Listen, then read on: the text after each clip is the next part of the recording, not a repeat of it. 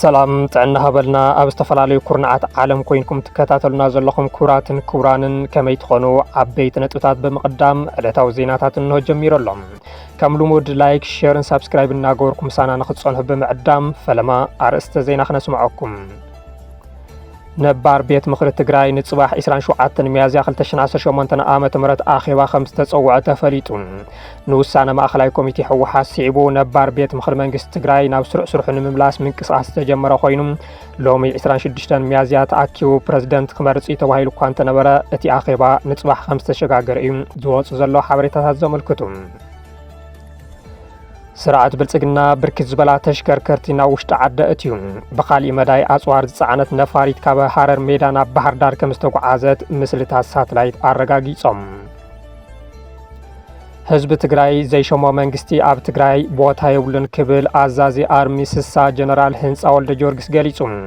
ኣብ ቀረባ እዋን ግዝኣትን ሓድነትን ትግራይ ክንምልሶ ኢና ክብል እውን ኣረጋጊጹ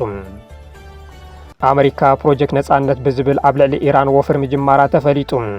ኢራን ንዝመጻ ኩሉ ገብረ መልሲ ከም ትህብ እውን ኣፍሊጣላ ማእኸላይ ምብራቕ ዳግም ወጥሪ ነጊሶሎም ሕዚ ናብ ዝርዝሮም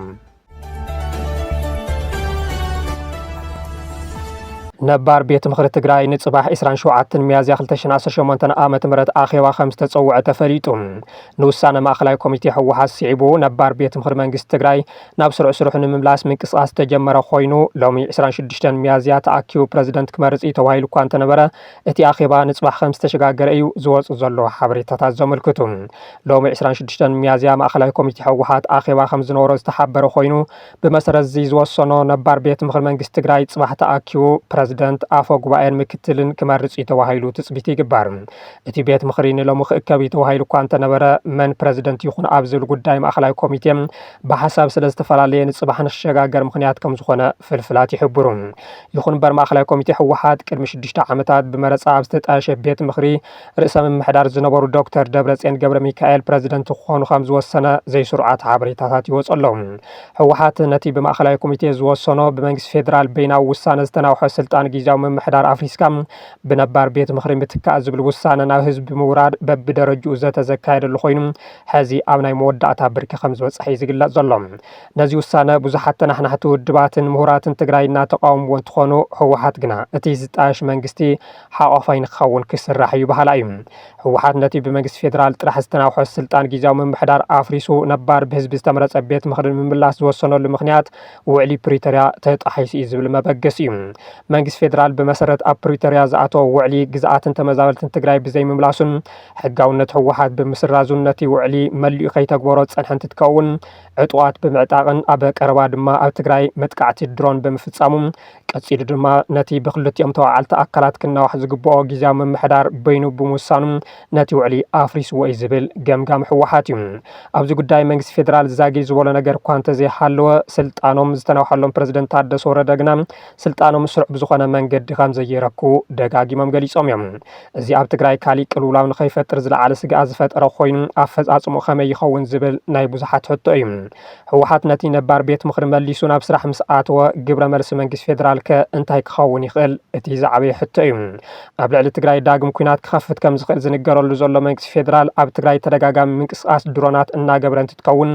ሎሚ 26 ሚያዝያ እውን ኣብ ከባቢ ዞባ ደቡብ ሰፊሕ ምንቅስቓስ ድሮን ከም ዝነበረ ነበርቲ እቲ ከባቢ እናገለጹ ይርከቡ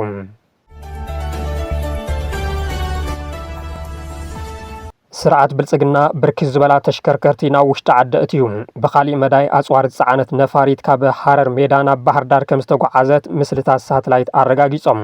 ኣብ ዝሓለፉ 3 ዓመታት ማለት እውን ውዕሊ ሰላም ፕሪቶርያ ካብ ዝኽተም ንነዘ ኣብ ሸመታ ኣጽዋር ተጸሚዱ ከም ዝርከብ ክግለጸሉ ዝጸንሐ ስርዓት ብልጽግና ሕዚ እውን ብመሬትን ብኣየርን ኣጽዋር ምእታው ከም ዘየቋርጽ እዩ ዝወፁ ዘሎ ሓበሬታታት ዘመልክቱ ኣብዚ ሰሙን ናብ ኢትዮጵያ ዝኣተዋ ማዕለያ ዘይብለን ተሽከርከርቲ እውን ብልጽግና ን3 ዓመታት ከካይዶ ዝጸንሐ ምድላው መርኣያ እናተባሃለ ይርከብ። እተን ካብ ሕቡራት ዓረብ ኤምሬትስ ዝተበገሳን ኣብ ወደብ በርበራን ቦሳሶን ብምዕራፍ ብመኪና ናብ ኣዲስ ኣበባ ዝኣትዋን ብርክት ዝበላ ፒክኣፕ ዝዓይነተን ተሽከርከርቲ ንውግእ ዘገልግላ ከም ዝኾና እየን ዝግለጽ ዘሎ። ቅድሚ ሕዚ እውን ብዙሓት ተመሳሰልቲ ተሽከርከርቲ ናብ ኢትዮጵያ ብምእታው ናብ ዓፋር ከም ዝተጓዓዛ ጸብጺብና ምንባርና ዝዝከር ኮይኑ ሕዚ ድማ ቁጽረን ብዕሊ ዘይተገለጻ ተሽከርከርቲ ብተሰሓብቲ ተጻዒነ ናብ ኢትዮጵያ ምእታወን ተረጋጊጹ ኣሎ።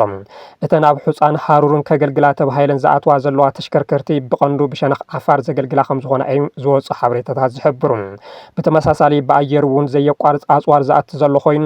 ባይራክታር ኢቲ4 ዝዓይነታ ናይ ጽዕነት ነፋሪት ብዕለት 20 ሚያዝያ ኣብ ቢሾፍቱ ካብ ዝርከብ መዕርፎ ነፈርቲ ሓረር ሜዳ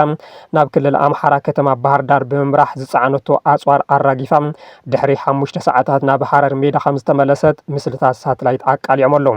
ከምኡ እውን ባቶት አይኤል 76 ናይ ጽዕነት ነፋሪት ካብ መዕርፎ ነፈርቲ ኣልአይን ኤሚሬትስ ተበጊሳ ናብ ኢትዮጵያ መደበር ኣየር ሓረር ሜዳ ኣጽዋር ጽዒና ከም ዝኣተወት እቶም ብምስልታት ዝከታተሉ ትካላት ዕላው ገይሮም ኣለዉ።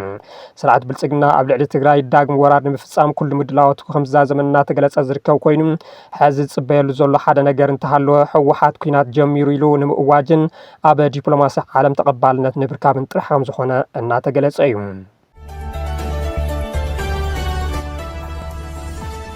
ህዝቢ ትግራይ ዘይሾመው መንግስቲ ኣብ ትግራይ ቦታ የብሉን ክብል ኣዛዚ ኣርሚ ስሳ ጀነራል ህንፃ ወልደ ጀርግስ ገሊጹ። ኣብ ቀረባ እዋን ግዝኣትን ሓድነትን ትግራይ ክንምልሶ ኢና ክብል እውን ኣረጋጊጹ። ቅድሚ ክረምቲ ምእታው ናብ ምዕራብ ትግራይ ክንኣቱ ኢና ኢሉ ተባሂሉ ናይዚ ሰሙን ኣጀንዳ ኮይኑ ዝቐነየ ዋና ኣዛዚ ኣርሚ ስሳ ጀነራል ህንፃ ወልደ ጀርግስ ኣብ ወይን ሚድያ ቀሪቡ ብርክት ዝበሉ ጉዳያት ኣልዒሉ ኣሎ። እቲ ጀነራል ብዛዕባ ካብ ትግራይ ናብ ስርዓት ብልጽግና ዝኸድዑ ብዛዕባ ምምላስ ግዝኣትን ተመዛበልትን ትግራይ ምምሕዳር ትግራይን ካልኦት ጉዳያትን ዝዳሰሰ ጀነራል ህንፃም እቶም ናብ ስርዓት ብልጽግና ኸዲዖም ዘለዉ ተጋሩ ኣብ እዋን ቃልሲ ህዝቢ ትግራይ ዝፈጸምዎ እጃም ዘይከሓድ እኳ እንተኾነ ሕዚ ግና ነቲ ዝነበረ ታሪኾም ኣባላሽምዎ ክብል ገሊጹ። ብልጽግና ብገንዘብ ዘይዕሾ ሰብ የለን ከም ዝበሎ ንኸብዶምን ህዝቦምን ቃልሶምን ክሒዶም ዝበለት ጀነራል እዚ ዝተበላሾ ክብሮም ድማ ኣብ ዝኾነ እዋን ክምልስዎ ኣይኽእሉን ኢሉ። ቁኑዕ ዕላማ እምበር እሱብነት ክዕወት ኣይኽእልን ዝበለ ጀነራል ህንፃ ብልጽግና ገንዘብ ዝኸፍሎም ዘሎ ንህዝቢ ትግራይ ኣጥሚ እዩ፣ እዚኦም ንትግራይ ዘይጠቕሙ ንብልጽግና ክረብሑ ኣይኽእሉን ይብል። ምስ ምምላስ ተመዛበልትን ግዝኣታዊ ሓድነትን ተኣሳሲሩ ኣብ ዘልዕሎ ጉዳይ ድማ ህዝቢ ትግራይ ብሰላሕታ ንኽጠፍእ ኣብ ጎኒ ጸላኢ ኮይንካ ምስራሕ ኣብ ታሪክ ቃልሲ ህዝቢ ትግራይ ተራእዩ ዘይፈልጥ ክሕደት እዩ ክብል ገሊጹ። መሲልዎም እምበር ግዝኣት ትግራይን ተመዛበልትን ኣብ ቀረባ እዋን ክምለሱ እዮም፣ እዚ ድማ ክንፍጽሞ ኢና ኢሉ። ኣብ ታሪክ ናይ ህዝቢ ትግራይ ድማ ከምዚ ዓይነት ክሕደት ብፍጹም ገጢሙ ኣይፈልጥን። ታ ንደልያ መሬትናን ህዝብናን ድማ ተይፈጸምና ኣይንኸርምን ዝብል መልእኽቲ ዘለኒ ዋና ኣዛዚ ኣርሚ ስሳ ጀነራል ህንፃ ወልደ ጀርግስ ኣብ ዝሓለፈ ኣብ ሓደ መድረኽ ቅድሚ ክረምቲ ኩናት ከፊትና ናብ ምዕራብ ትግራይ ክንኣቱ ኢና ኢሉ ብዝብል ኣጀንዳ ኮይኑ ምቕናይ ዝዝከር እዩ። ንሕና ብምስለኔ ኣይንመሓደርን እምቢ ኣይንግዛእን ኢና ንብል ዘለና ዝበለ ጀነራል ህንፃ ህዝቢ ትግራይ ዘይሾሞ መንግስቲ ኣብ ትግራይ ኣይህሉን ብምባል ነቲ ጀነራል ታደሰ ወረደ ሽመተይ ምንውሑ ብሚድያ እየ ሰሚዕዮ ዝበልዎ ብምዝኻር ገሊጹ። ህዝቢ ትግራይ ዘይሾሞ መንግስቲ ኣብ ትግራይ ኣይህሉን፣ ህዝቢ ትግራይ ተዘይዓጅብዎ፣ ሰራዊት ትግራይ ተዘይዓጅብዎ፣ ፖሊስ ትግራይ ተዘይዓጅብዎ ከመይ መንግስቲ ዝኸውን? እንድሕር እዚ ዘይሸክሙለ ኢሉ ነቲ ሽማዊ እዚ ዝሕሸኒ ብዝበለ እንተኸይዱ ደኣ ተገዚእና ኣለና ማለት ኮይኑ ተገዚእና ኣለና ማለት እዩ። ኣይንግዛእን እኮ ኢና ንብል ዘለና ንሕና እምቢ ኢና ንብል ዘለና ተረዲእካ ድኒ ሓደጋ ምክልኻልን ድልውነትን ኣብ ልዕሊ ተመዛበልቲ ኣንጻላልዩ ዘሎ ሓደጋ ጥሜት ብምግንዛብ ምስ ዝምልከቶም ኣካላት ተዘራርዩ ፍትሕ ንኽናዲ ጽላል ሲቪል ማሕበረሰብ ምዕራብ ትግራይ ጸዊዑ። እቲ ማሕበር ናብ ኮሚሽን ሓደጋ ምክልኻልን ድልውነትን ትግራይ ኣብ ዝጸሓፎ ደብዳበ ኣብ ወርሒ ሰነ ሓገዝ ትካላት ዓለም ከም ዘቋርጽን ነዚ ሽዒቡ ክህሉ ዝኽእል ሓደጋ ኣቐዲምካ ምድላው ከም ዝግባእን ኣገንዚቡ። ብሰንኪ ምቁራጽ ሰብኣዊ ሓገዝ ዩኤስኤድ ዘንጻላሉ ዘሎ ሓደጋን ህልው ኩነታት ተመዛበልትን ይምልከት ብምባል ነቲ ቢሮ ብደብዳቤ ዝጸሓፈ እቲ ማሕበር ከምቲ ዝፍለጥ ህዝቢ ትግራይ ብሓፈሻም ብፍላይ ድማ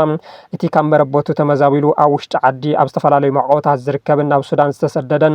ኣብ ትሕቲ ወረርቲ ሓይልታት ዘሎ ህዝቢ ምዕራብ ትግራይ እውን ብተመሳሳሊ ኣብ ኣዝዩ መሪር ማሕበራውን ቁጠባውን ፀገም ወዲቑ ይርከብ ኢሉ። ብሰንኪቲ እናተጋደደ ዝኸይድ ዘሎ ሕፅረት ምግቢ ህይወት ወገናትና ብጥሜትን ብሕማምን እናሓለፈ ይርከብ። ብፍላይ ድማ ኣብ መዕቆቢ ተመዛበልቲ ዝርከቡ ህፃናትን ኣረጋውያንን ብሰንኪ ዝኸፍአ ሕፅረት ምግቢ መዓልታዊ ንሞትን ስቃይን ይቃልዕ ኣሎ ኢሉ እቲ ማሕበር ኣብ ልዕሊ እቲ ዘሎ ከቢድ ኩነታት ላዕለወይቲ ኣባል ኮሚቴ ዝምድናታት ወጻኢ ሰኔት ኣሜሪካ ጃኒ ሻሂን ከም ዘጠንቀቆ እቲ ብዩኤስኤድ ዝድገፍን ሚልዮናት ጽበይቲ ሓገዝ ዝገብርን ዝነበረ ዓብይ መደብ ረድኤት ምግቢ ጆብ ካብ ሰነ 2026 ዓመት ፈረንጂ ጀሚሩ ብሰንኪ ሕጽረት ባጀት ጠጦ ክብል ተወጢኑ ከም ዘሎ እዚ ምቁራጽ ሓገዝ እዚ ምስቲ ኣብ ክልልና ዘሎ ዘይምርጋእ ስቃይ ተመዛበልቲ ወገናትና ተደሚሩ ዝኸፍአ ሰብኣዊ ህልቂት ከም ዘስዕብ ንጹር ይኽብል ኣጠንቂቁ ስለዚ ሓደጋ ምክልኻልን ድልውነትን ትግራይ ነዚ ዘንጸላሉ ዘሎ ከቢድ ሓደጋ ብዕቱ ብምርኣይ እቲ እናተጋደደ ዝኸይድ ዘሎ ኪሳራ ህይወት ወገናትና ደው ንምባልን ስዒቡን ዝመጽእ ሰብኣዊ ቅልውላው ንምክልኻልን ዝምልከቶም ኩሎም ኣካላት ብምዝራብ ኣድላይ ዘበለ ቅድመ ጥንቃቐ ክገብር ብትሪ ንላወ ኢሎም ብሰንኪ ኣሜሪካ ትቦ ዝነበረት ሓገዝ ጠጠው ምባል ስዒቡ ኣብ ትግራይ ዝርከቡ ልዕሊ 1 ሚልዮን ተመዛበልቲ ሓዊሱ ኣብ ኢትዮጵያ ልዕሊ 3.1 ሚልዮን ዜጋታት ንሓደጋ ጥሜት ክቃልዑ ከም ዝኽእሉ ሴናተር ጃኒ ሻሂን ምጥንቃቐን ዝፍለጥ እዩ።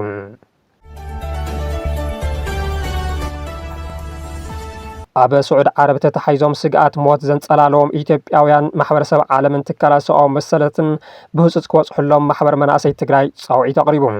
ማሕበር መናእሰይ ትግራይ ሎሚ ኣብ ዘውፅኦ ደብዳቤ ኣብ ዝተፈላለዩ ማእኸላት ማእሰርቲ ስዑድ ዓረብ ተተሓይዞም ዝርከቡ ኢትዮጵያውያን ዜጋታት ናይ ሞት ስግኣት ከም ዘንጸላለዎምን ከቢድ ስግኣት ከም ዝተሰምዖምን ገሊጹ እቶም ብሰንኪ ጽንተታዊ ኩናት ትግራይ ዝተሰደዱ ሕዚ ድማ ኣብ ስዑድ ዓረብ ሞት ፍርዲ ንኽፍጸመሎም ተወሲኑሎም ዘሎ መብዛሕትኦም ተጋሩ መናእሰይ ከም ዝኾኑ እዩ ዝሕበር እቶም መናእሰይ እዚኦም ብሰንኪ እቲ ኩናት ዝበጽሖም ከቢድ ኣካላውን ስነ ኣእምራውን ማህሰይቲ ንዝሕሸ ህይወት ደልዮም ዝተሰደዱ ከም ዝኾኑ እውን ይገሊጹ ማሕበር መናእሰይ ትግራይ ናይ ዝኾነት ሃገር ላዕላውነትን ክብረትን ክሕሎ ከም ዝግባእ እምነቱ ከም ዝኾነ ድሕሪ ምሕባር እቲ ኣብ ትግራይ ብሰንኪ እቲ ካብ 2013 ክሳብ 2015 ዝነበረ ኩናትን ድሕሪ ስምምዕ ፕሪቶርያ ዝሰዓበ ሰብኣዊ ቅልውላውን ዘጋጠመ ህፁፅ ኩነታት ግምት ክወሃቦ ኣዘኻኺሩ ስለዚ ማሕበረሰብ ዓለምን ትካላት ሰብኣዊ መሰላትን ምስ ሰበ ስልጣን ስዑድ ዓረብ ብምዝራብ ህፁፅ ዲፕሎማስያዊ መፍትሒ ንኽረክብ ማሕበር መናእሰይ ትግራይ ጸዊዑ ኣሎም ነዚ ጉዳይ እዚ ዘለዎ ኣገዳስነት ተረዲእኹም ንትቡና ቅልጡፍን ኣወንታውን መልሲ ቀዲምና ነመስግን ክብል ዘለዎ ተስፋ ዝገለጸ ኮይኑ ማሕበር መናእሰይ ትግራይ መናእሰይ ኣማእኺሉ ካብ ዝጣየሸት ሒዙ ን3 ዓመታት ምስ ሃገራውያንን ኣህጉራውያን መደረግቲ ኣካላት ብምትሕባር ተሳትፎን ተረባሕነትን መናእሰይ ኣብ ኩሉ ዓውድታት ልምዓት ንምዕባይ ክሰርሕ ዝጸንሐን ይሰርሕ ከም ዘሎን ኣብቲ ዝለኣኸ ደብዳቤ ሓቢሩ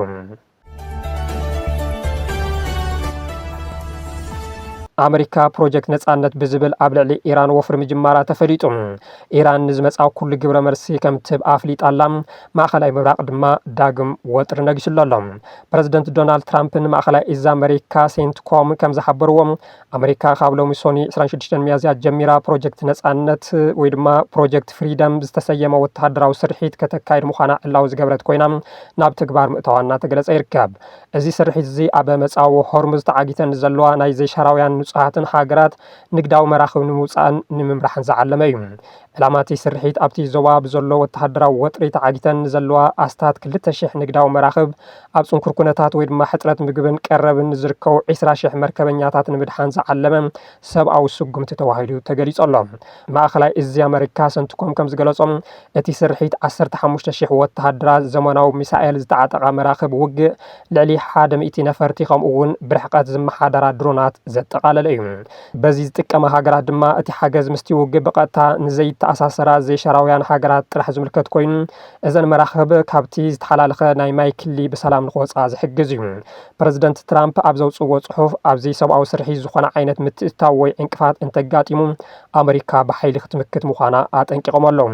ብኣንጻሩ ኢራን ነዚ ምንቅስቃስ እዚ ከም ጥሕሰት ውዕሊ ምቁራጽ ተኽሲ ትሪኦ ከም ዘላን ዝኾነ ዓይነት ናይ ኣሜሪካ ምትእትታው ከም ዘይተቐበሎን ገሊጻ ኣላ እዚ ስርሒት እዚ ኣብ መንጎ ኣሜሪካን ኢራንን ኣወንታዊ ዘተ ይካየድ ከም ዘሎ ኣብ ዝግለጸሉ ዘሎ ግዜ ዝመጸ ኮይኑ ንዓለም ለኻዊ ዕዳጋ ነዳድን ንግዳዊ ዋሕዝን ንምርጋዕ ዝዓለመ ስጉምቲ ምዃኑ ጸብጻባት ኣልጀዚራ ይሕብሩ ኣብዚ ሕዚ እዋን ኣብ ወሽመጥ ሆርሙዝ ብሰንኪ ዘሎ ወተሃደራዊ ወጥሪ ብዙሓት መራኽብ ተኸልኪለን ዝርከባ ኮይነን ኢራን ንመራኽብ ኣሜሪካን እስራኤልን ዝዓጽወት ኮይና ገለ ሃገራት ግን ብውስን ደረጃ ክሓልፋ ተፈቒድለን እዩ ኣብ ወሽመጥ ሆርሙዝ ብኢራን ዝተተሓዛ ወይ ዝተጠቕዓ መራኽብ ዝርዝር ብባንዴራ ላይቤርያ ትንቀሳቐስ ናይ ግሪክ ዋንነት ዘለዋ ብዕለት 22 ሚያዝያ 2026 ዓመት ፈረንጂ ብኢራን ዝተተሓዘት ናይ ፓናማ ባንዴራ ዘለዋ ብዕለት 22 ሚያዝያ 2026 ብኢራን ዝተተሓዘት ናይ ማልታ ናይ ሲንጋፖርን ካልኦት ሃገራትን ይርከቦም ካብዚ ወጻኢ ብመሰረት ሚኒስትር ወጻኢ ጉዳያት ኢራን ዝሃቦ መግለጺ መራኽብ ቻይና ሩስያ ህንዲ ኢራቅ ፓኪስታን በቲ ወሽመጥ ንኽሓልፋ ዝተፈቐደለን እየን ቅድሚ እቲ ኩናት ኣብ መዓልቲ ብማእኸላይ 140 መራኽብ በቲ ወሽመጥ ዝሓልፋ ዝነበራ ኮይነን ሕዚ ግና ናብ 5 ጥራሕ ወሪዱ ኣሎ እዚ ኣብ መንጎ ኣሜሪካን ኢራንን ተዛሓይሉ ዝነበረ ወጥሪ ዳግማይ ብምድጋሱ ኣብ ማእከላይ ምብራቅ ዓብይ ስግኣት ፈጢሩ ይርከብ زيناتنا نزيوم يمسل نيروم سلازت خطاتلكم نا أزينا بمسجان أبزيكن في الليكم سلام دحان كنم